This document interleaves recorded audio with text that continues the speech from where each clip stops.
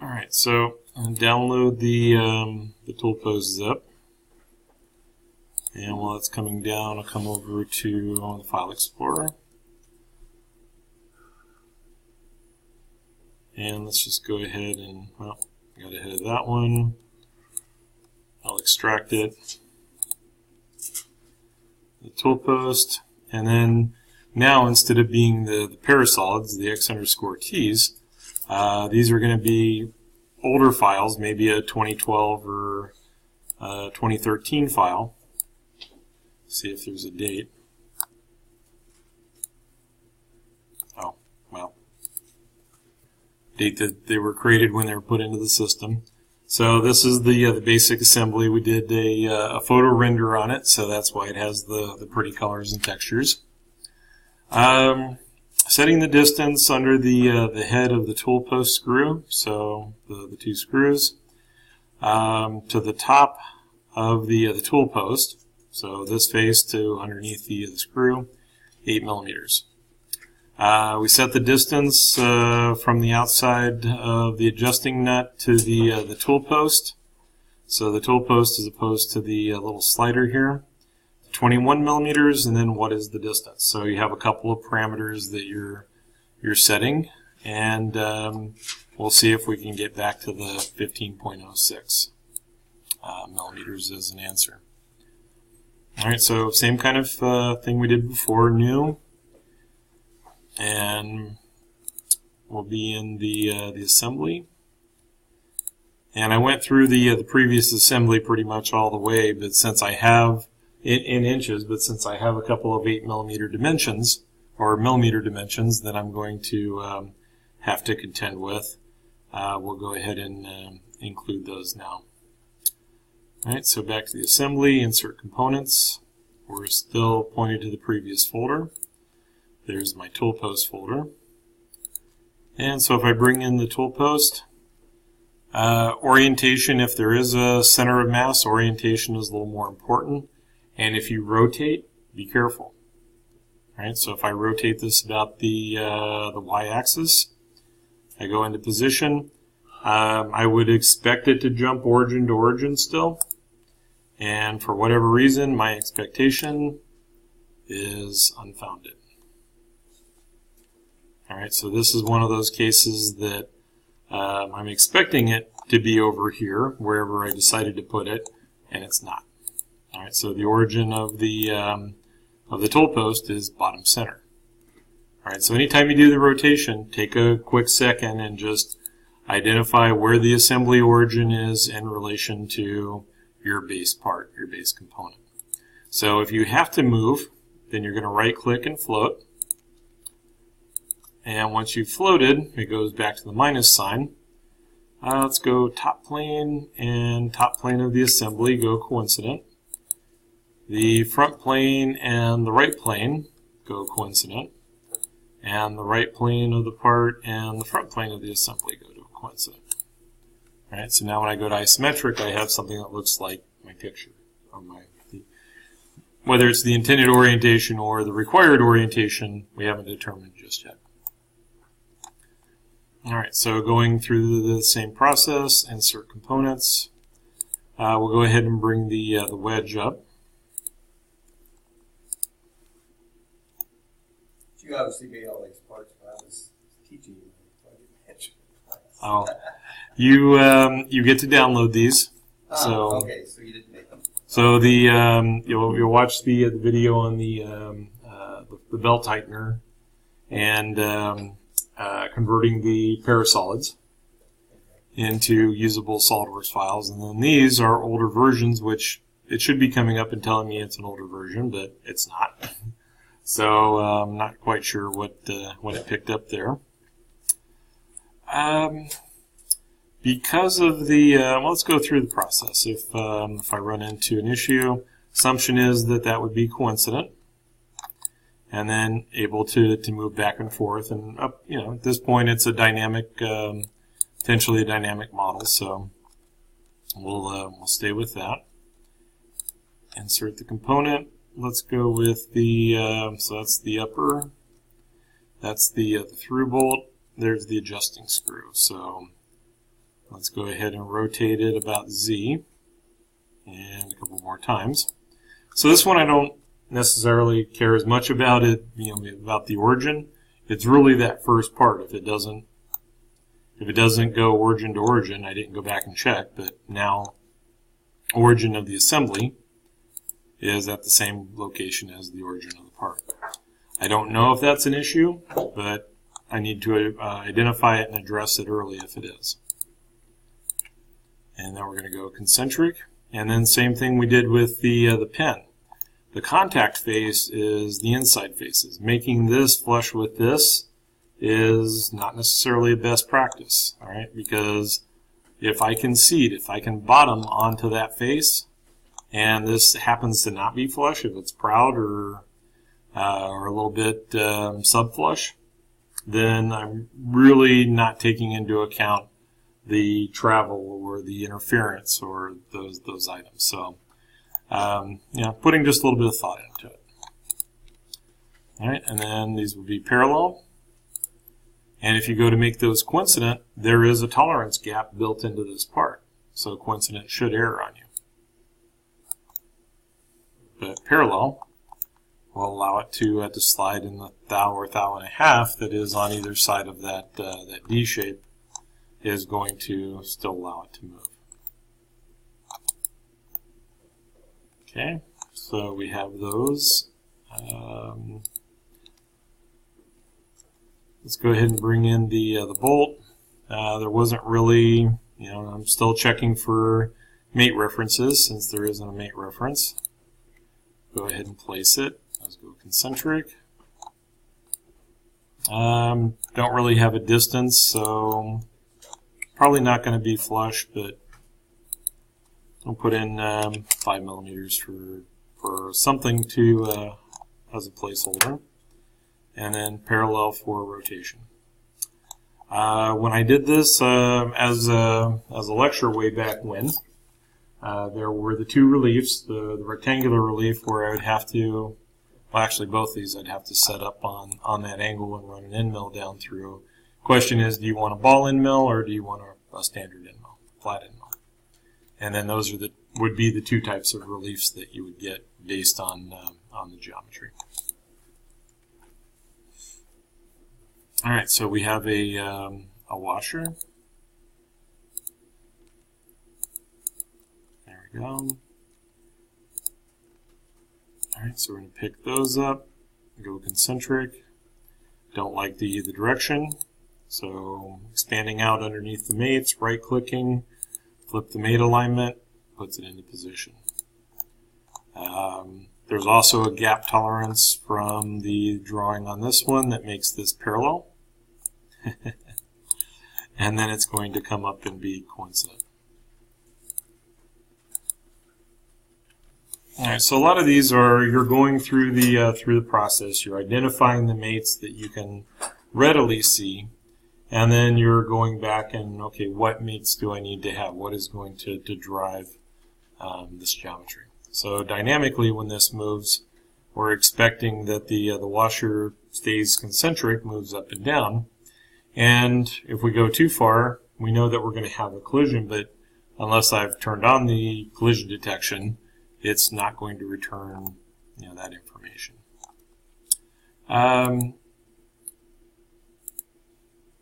So let's go ahead and bring in the adjusting nut.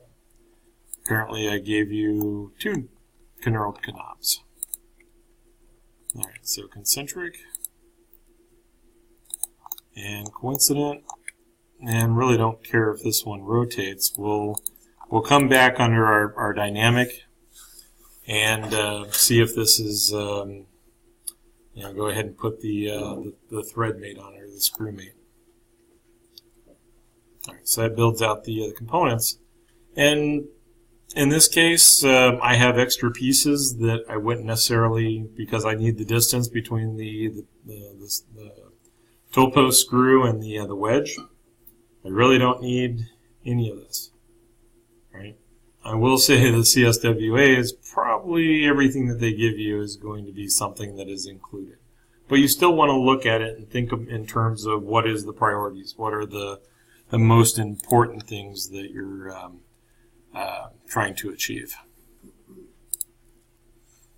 All right, so we have a tool post screw. And so we'll place that concentric. And we set a distance of 8 millimeters from the top of the post to the bottom of the screw.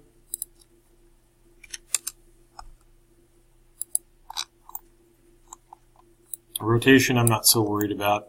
If we were, we would either lock the rotation or set parallel. I'm going to hold down the control button, drag in, maybe, hold down the control. Now you're not going to work. Oh, that's the shift button. Whoops. Operator error. And then if I always want these to be the same, we'll do something like coincidence rather than a distance. All right, so on our explanation, I gave you tool post 8 millimeters, outside distance, set the distance from the outside of the number 10 adjusting nut to the tool post to 21 millimeters. So if I can make sense of my instruction, it would be the outside of the adjusting nut to the tool post, 21 millimeters. And just a little bit of a gap there, so all right. So we have those. Let's go ahead and get our distance since we're here. All right, so in this case, I'm in the assembly. It didn't jump right into the value. We're going to go over to evaluate, measure, and 15.06 millimeters. That's the expected result.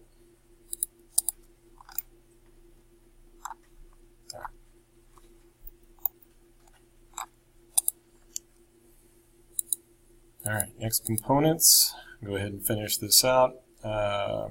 What did we have? We have the flat washer. And we can rotate it about Z, get it close.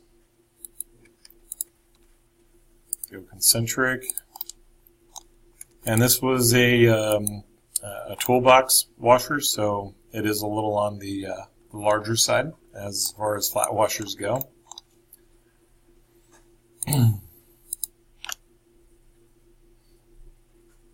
And then what do we have? The Hex Net.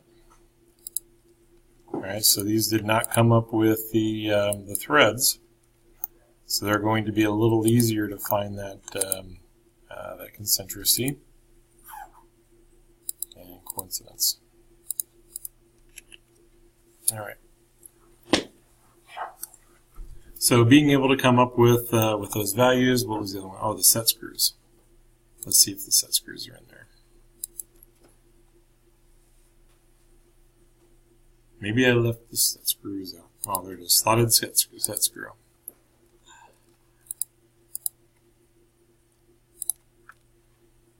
Alright, so concentric. Pick the wrong way again. Flip the mate alignment. We'll bring it up flush.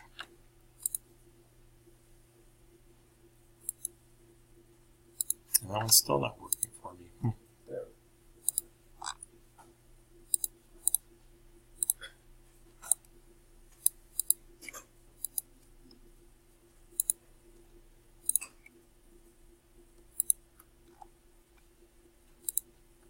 Alright, so we have those available, and that has the pieces.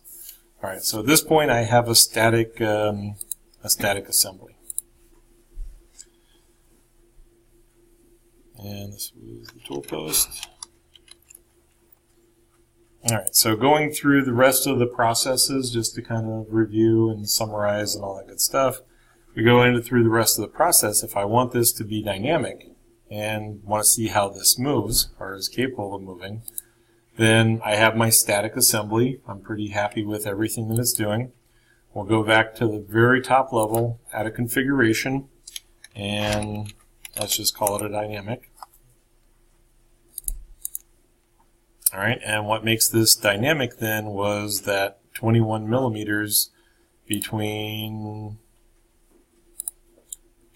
that one, adjusting nut, there it is. And I don't want to delete the distance, I just want to suppress it. I don't want it to participate. So it's able to move, and we can get those values back off of it. So let's see, that was I believe that was a 3/816. See what we get for value. Yeah, 3.97 millimeters for radius.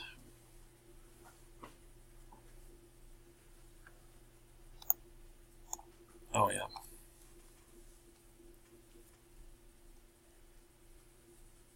So that would make it a 5/1618.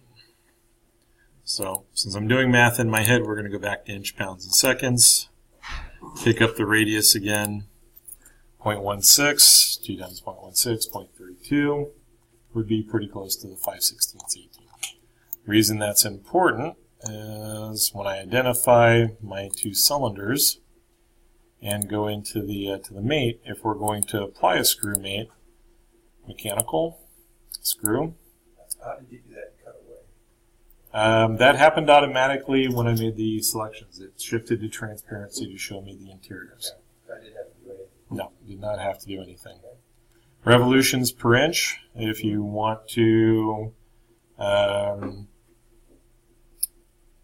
do the threads, basically the threads per inch, that would be 18. If we were to do distance per revolution, 1 divided by 18 would be about 0.055, give or take. And we could put in the actual, what amounts to the pitch. All right, rotation. For tightening, showing me the arrow in in that direction. And so now, if everything else remained in place as I move, okay, almost. I got a point where it's cross-threaded there. It's stripped. All right. More importantly, is if I grab that one, I'm going to see it. I'm going to see it move. It does not go to interference. All right. So in that case, I would want to look at doing a limit mate. Okay. So let's find out where.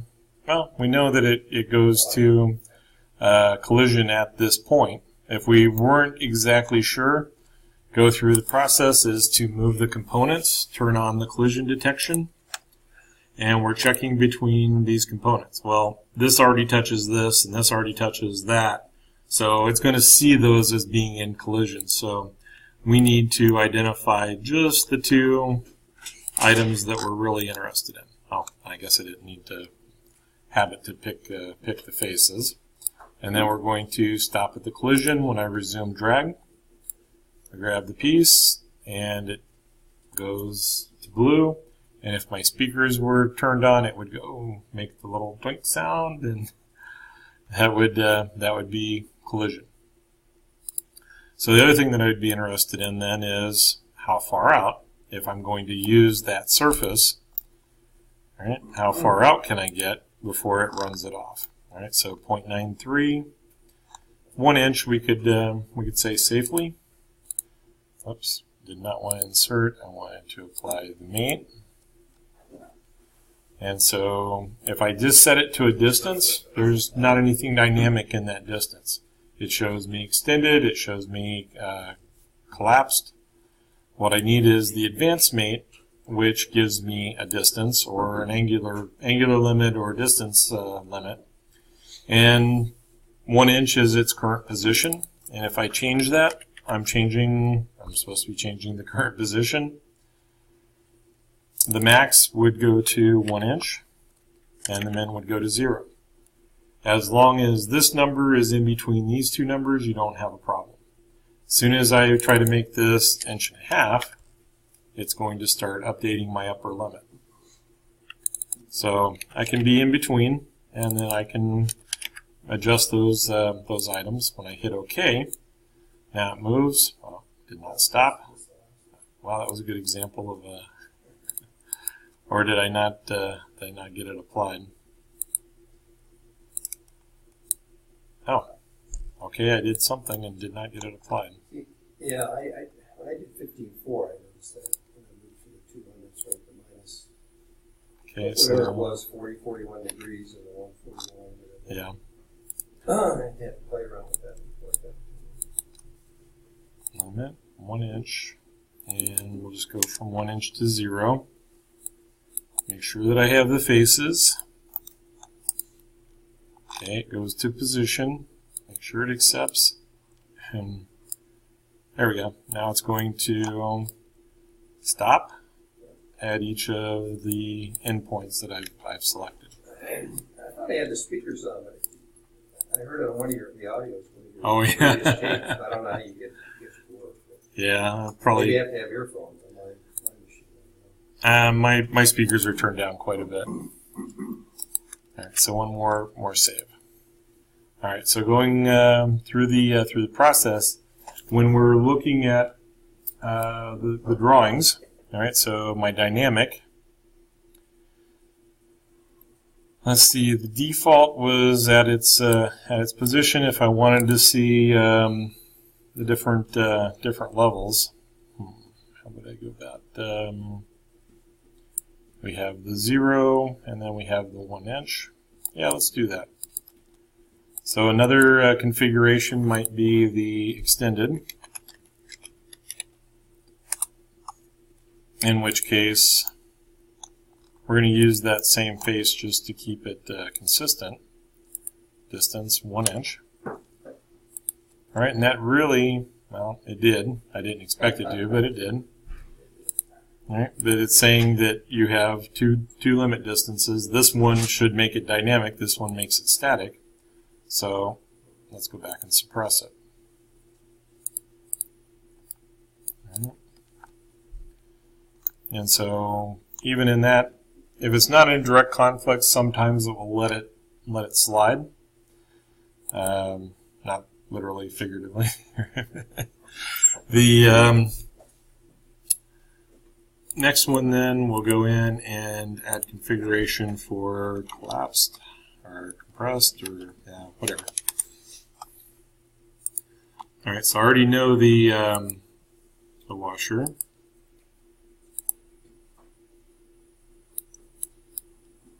All right, and then notice that at the very top we have the part name. The very next item is collapsed. That is the configuration name. So one of the things that if you're in the commercial world, if you're in industry and you're not sure what's going on with a part, you're editing, you're having to make changes, you haven't been over to the configuration tab, but all of a sudden this says anything other than default. That's going to be your first clue.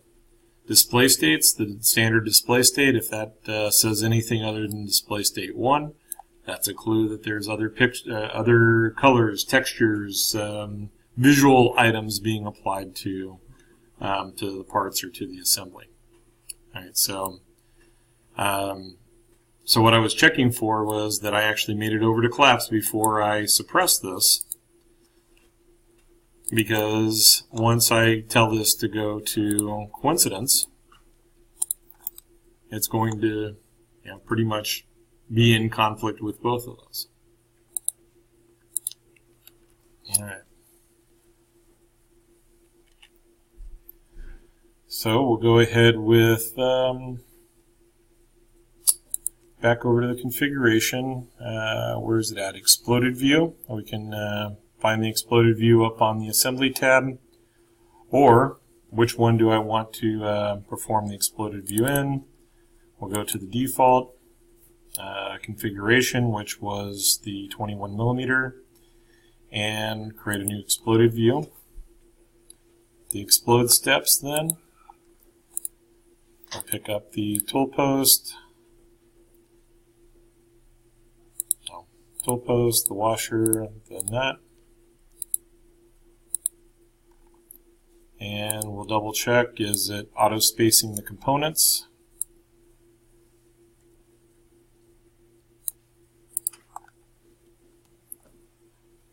Okay, and then these are coming out the side for the most part. So these three would come, would give them a this way, whereas the screw would go that way.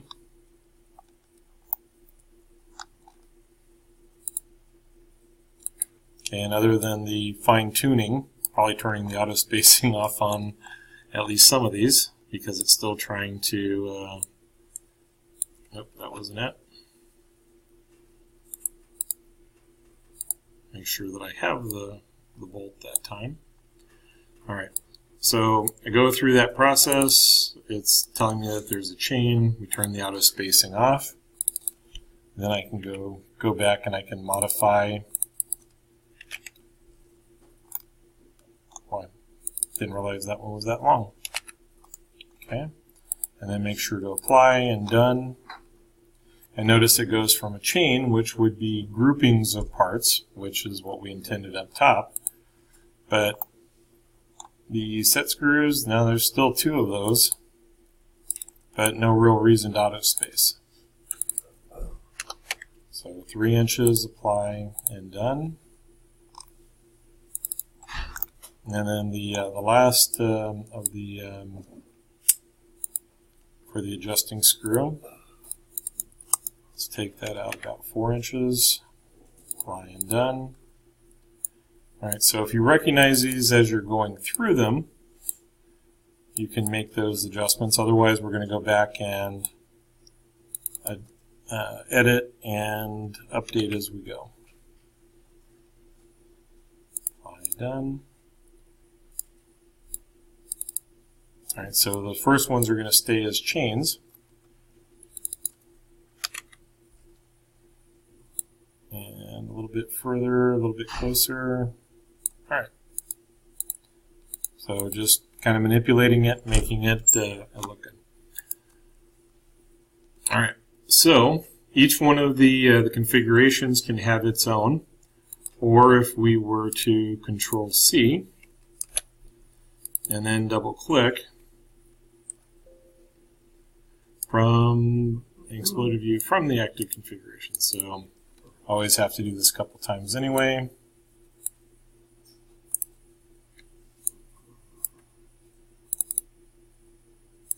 So that was a hold down the control button, drag into the next view, and now I have a copy of exploded view 1 with whatever combinations, whatever suppressions were happening in that view or in that configuration. All right, going into the drawing, taking this out to the next levels.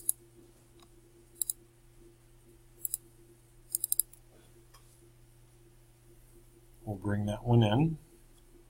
All right, so the tool post comes in. If we scroll up, I'll need to go over. It's in the collapsed. Now I want to be in the default, showing the exploded state, exploded view 1. And isometric is active, so that'll be fine.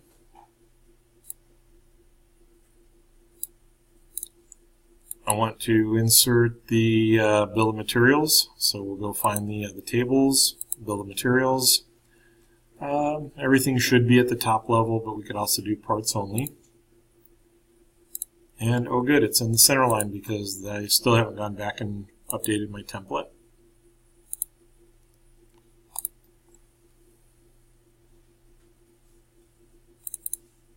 And we'll shrink up the description or get rid of it. Yeah, that helped a little bit. Alright, size-wise, let's go to the properties, 1/2. That wasn't too far off. Just barely not going to make it. And once I put the balloons on, it's going to get a little deeper anyway. Alright, so if I go to the sheet properties, 1/2 wasn't too far off, but 1/3 looks a little bit better. So under the annotations, we'll go over to the auto balloon.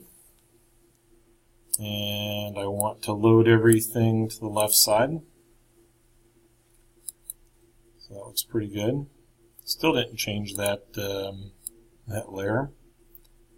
And we'll bring the magnetic line down just a little bit. And that gets at least everything started. I can go back and fine tune and drag as we need to. So bringing in the next model view, or from the view palette, we'll go to the tool post. And no, I don't want these. I do want the collapsed. And let's go to the front view. And we'll place it. double check that the scale, parent style, parent scale, or sheet scale, that's all fine. And actually, we can make this one a little bit bigger. We'll go up to the 1/2. Oh, that was the sheet scale. Oops, wrong way. Okay, so I want to control that one individually. And so since I changed it over to custom scale, we're going to go to user defined, and that one can go to 1/2. All right, so the one that we haven't really had, the view that we haven't really had a chance to check out is the alternate position. Alternate position only occurs in the assembly. So if they pop up a drawing view and it has a part in it and it's not an assembly, pretty good chance that you can eliminate the alternate position right off of the bat.